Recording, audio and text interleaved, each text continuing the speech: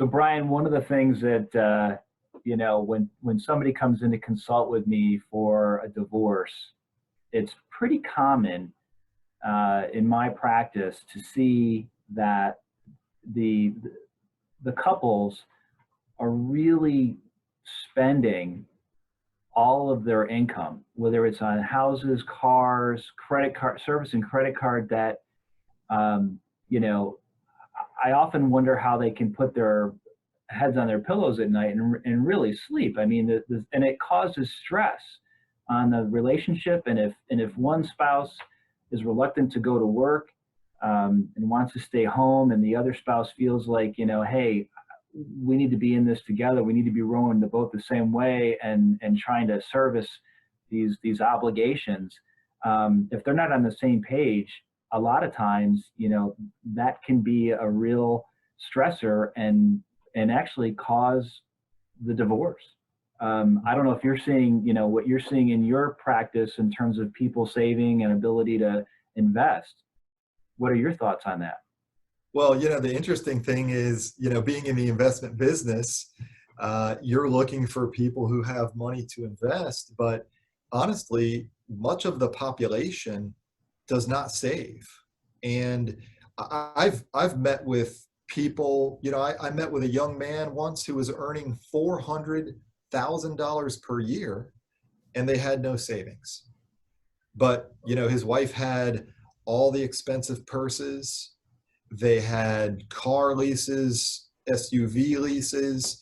He would get rid of this SUV and then roll the negative equity of that lease into the next vehicle. I mean, he was changing his mind all the time about what he was going to drive. And this was right around the corner in Hyde Park, right around the corner from your office.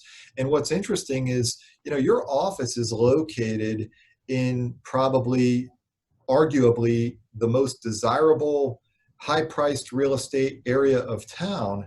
And you've told me before, a lot of the people that come into your office, they may be earning great incomes, but they are spending right up to, the neck. And it puts stress on themselves. It puts stress on the marriage. I know you've been surprised, people have $900 a month car payments.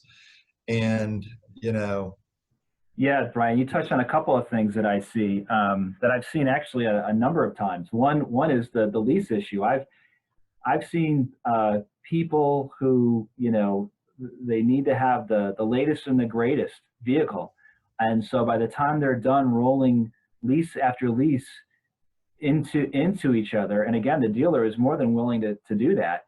They're leasing a car that should cost maybe $250 or $300 a month, but their lease payment is $900 because they're paying off the past three leased vehicles that they have. And the other thing that you touched on that, again, I see is it really doesn't matter whether the income is $100,000 a year or $400,000 a year. Very common for people to live right up to the level of whatever their income is. They're not whatever the financial planning rule is to spend only, maybe save 50%. That's, right.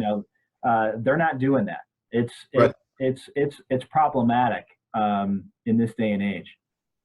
Well, there's an author, Robert Kiyosaki, and he talks about how in one of his books that everybody thinks that more money is going to solve their money problems. That if I could, the person who's earning 100,000 says, man, if I could just earn, 175,000, I'd be set.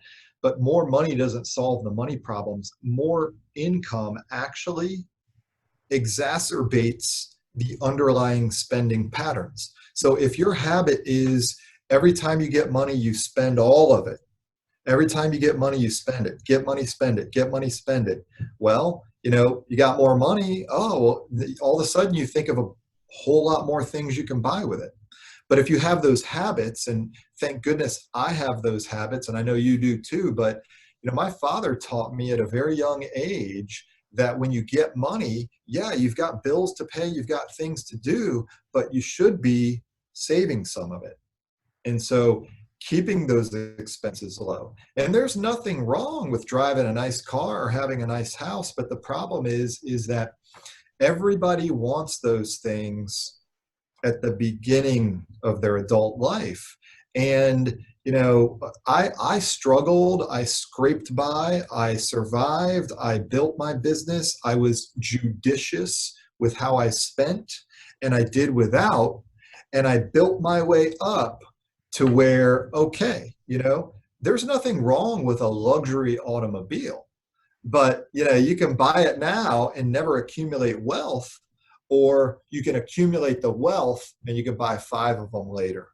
Right, right.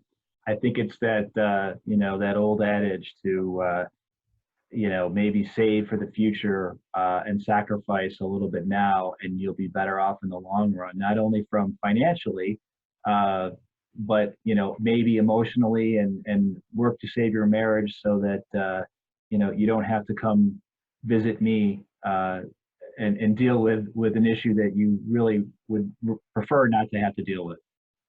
Yeah, I mean, because it doesn't end well. If the math doesn't work out, if I'm earning this and I'm spending this or this, it's going to put unnecessary, life has enough stress as it is. Raising kids is stressful enough as it is. You don't want to put financial stress in your life on yourself or your marriage. And I remember when I was a child, my dad used to say repeatedly, he used to give 3 different reasons that were the main reasons that marriages would fail. And one of those 3 reasons was finances. Right. So I guess the moral of the story is to be mindful of your spending, save for the rainy day, and maybe things will be better for you in the long run. Well, Yeah. Brian, as always, great topic. Good talking to you. Look forward to Yeah. our next conversation. Thank you, Chris.